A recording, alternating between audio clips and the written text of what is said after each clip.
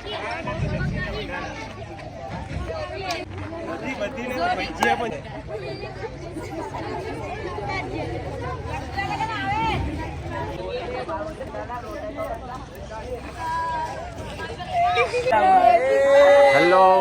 स्वागत है आपका दिलीप बामणिया यूट्यूब चैनल पे। Like and follow.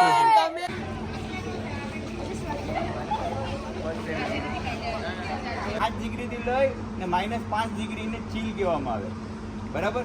Normal temperature કોને કહેવાય? અત્યારે આપણે છે નોર્મલ ટેમ્પરેચર છે। અત્યારે કેટલું ટેમ્પરેચર હશે? માલ આવે, આપણે માલ મંગાવીએ એને ઇમ્પોર્ટ કહેવાય, અને આપણે અહીંથી ભારત દેશવાળા બીજા કન્ટ્રીમાં માલ તમે વેચો એને એક્સપોર્ટ કહેવાય, બરાબર। તો અત્યારે આપણે ફ્રેશ ફિશ તમને બતાવીશ, પ્રોસેસિંગ ચાલુ હશે, જે આપણે અત્યારે કોઈ 5 કે કોઈ 25 કિલો, તો એના રિક્વાયરમેન્ટ પ્રમાણે આપણે નક્કી કરવામાં આવતું હોય કે ભાઈ 5 કિલો 2 કિલો, સપોઝ કે મારે એને બગા કહેતા હોય, પછી એને નેશનલ નેમ તરીકે રિબન ફિશ કહેવામાં આવે, અને ઇન્ટરનેશનલ એનું સાયન્ટિફિક નેમ હોય લેપ્ચુર કેન્ટેસ સેવેલા। કારણ કે તમે બહાર વિદેશમાં જાઓ તો એને રિબન ફિશ ન ઓળખતા હોય, એને લેપ્ચુર કેન્ટેસ સેવેલા તમે ટાઈપ કરો ને તો એ આવી જાય રિબન ફિશ। સપોઝ કે પોમ્ફ્રેટ છે તો પોમ્ફ્રેટમાં 3 પ્રકાર છે કે સપ્લાયરને માલ આપે, સપ્લાયર શું કરે એનું વજન કરે અને શોટિંગ કરે। શોટિંગ કરે મતલબ માલ મિક્સમાં હોય કે રાની ફિશ ધોમાં, તો બધી સાઇઝ ગ્રેડિંગ અલગ અલગ કરવામાં, બધી વેરાયટી અલગ અલગ કરે, ક્રોકર અલગ કરે, રિબન ફિશ અલગ કરે, બરાબર। પછી નરસિંગા હોય, સેફેલોપોડ્સ હોય, ક્રસ્ટેશિયન હોય, બરાબર, ફિશ હોય, બધા અલગ અલગ કરવામાં આવે, બરાબર।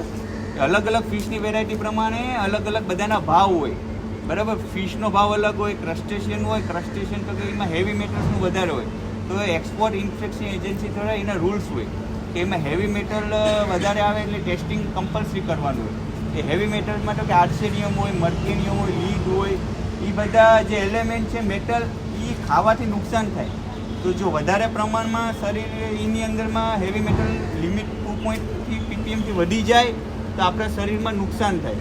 તો ગવર્મેન્ટના રૂલ્સ હોય, રૂલ્સ એન્ડ રેગ્યુલેશન ફોલો કરવાના હોય કે એનાથી લિમિટથી બહાર ખાવાનું ન હોય। એટલે એવી રીતના કેમિકલ અને ફિઝિકલ પેરામીટર બધા હોય, એટલે એ પછી તમને સમજાવીશ એ બહુ ડિટેલમાં, બરાબર। તો એ સપ્લાયરવાળા માલ લઈને પછી કંપનીવાળા જે પોતપોતાના પરચેઝમેન હોય અને એના સુપરવાઇઝર હોય એ લોકો પરચેઝ કરે, એને ટેન્ડર નાખવામાં આવે, ટેન્ડર નાખે અને એ લોકો પરચેઝ કરે પછી અહીંયા માલ આવે 10-11 વાગે, બરાબર। અને એમાં 1:1 હોય, 1 કિલો બરફ હોય તો 1 કિલો માછલી હોય, માલ ન કે મચ્છી હોય, બરાબર। એને વ્યવસ્થિત બેલેન્સ કરવામાં આવે તો તમારો એ ચીલ ટેમ્પરેચરમાં આવે, બરાબર। અને એ અહીંયા આવી ફ્રેશ કહેવાય, એને ફ્રેશ ફિશ કહેવામાં આવે, બરાબર।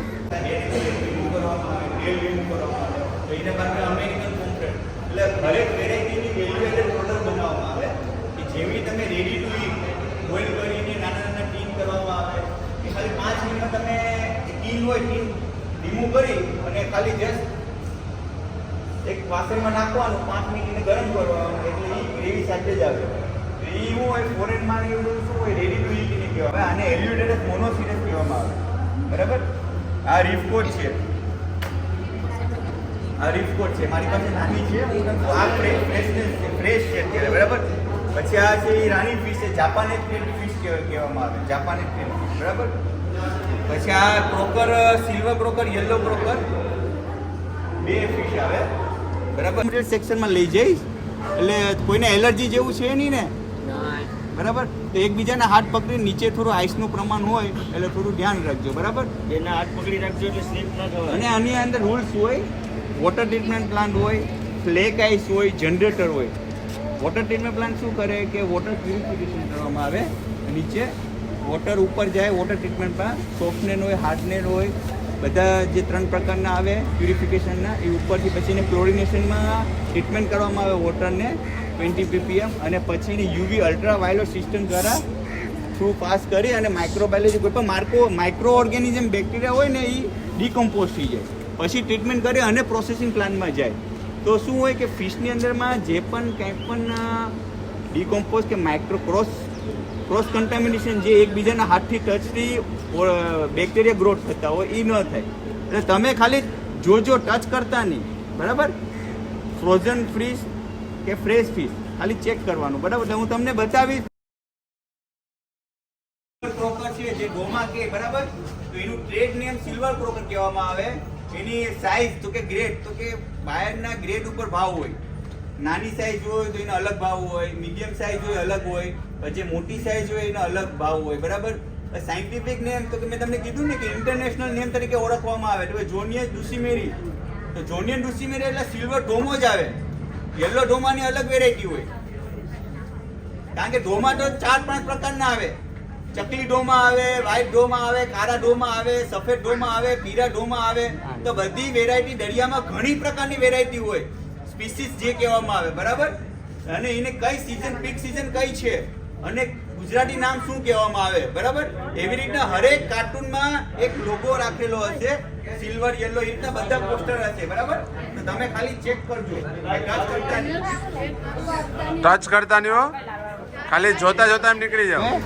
એને સેક્શન અલગ અલગ રો મટીરિયલ્સ વાળા શું કરે કે એને શોટિંગ કરે અને એને ફરીવાર ટ્રીટમેન્ટ કરીને ફરીવાર બેલેન્સ કરવામાં આવે. એ રો મટીરિયલ સેક્શન કહેવામાં આવે. પ્રોસેસિંગ સેક્શન કોને કહેવામાં આવે કે એની પ્રોસેસ કરે, એને વોશિંગ કરે, પછી કે ભાઈ આઈસ લાલ છે, આઈસ બ્રોકન હોય તેને રિમૂવ કરી નાખે, ટેલ બ્રોકન એને ઓર્ગેનોલેપ્ટિક કહેવામાં આવે. ઓર્ગેનોલેપ્ટિક કોને કહેવાય કે સપોઝ કે આપણે છે તો આપણે આઈસ કેવી છે, આપણી સ્કિન કેવી છે, સોફ્ટ એન્ડ ફર્મ નથી, એની ગિલ કેવી છે, ફિશની ગિલ રેડિશ છે, ફ્રેશનેસ છે, એ બધા ઓર્ગેનોલેપ્ટિકના એના રૂલ્સ એન્ડ રેગ્યુલેશન ફોલો કરવામાં આવે બરાબર.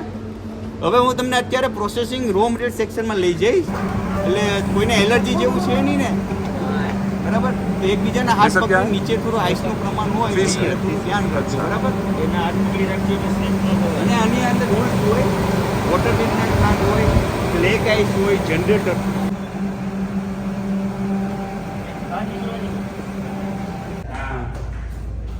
અહીંથી કન્ટેનર પડે.